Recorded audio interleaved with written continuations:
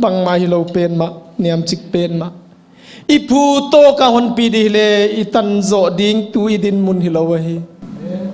ima le to pan hon wal zo la dei sang na hon pi a tu ni na hi na bang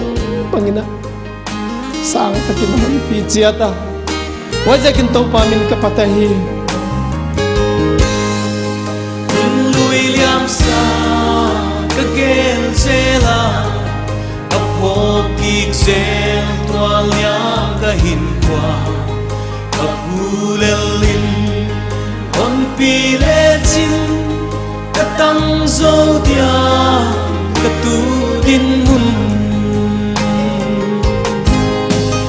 ipa na gen sen lo ka nei to pa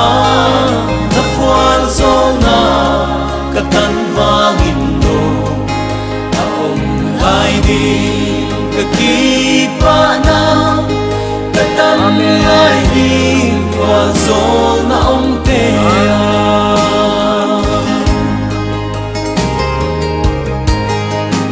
van dai tui na hon luana kana lei voal zo na non pia kan lei hai chi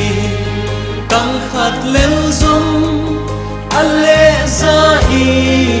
na pum sakta ipa na gen sen lo kan nei to pa na voal zo na ka tan vangin no lai di ka ki pa na ka tan lai di wa zo na om te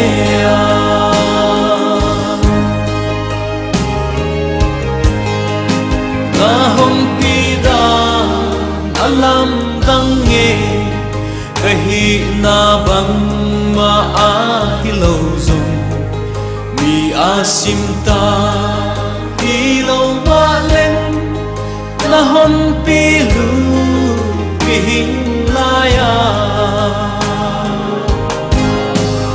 ipa na gen sen lo ka nei to pa na fuan zo na ka tan vangin no a om lai di ka ki pa na ka tan lai di wa zo na om te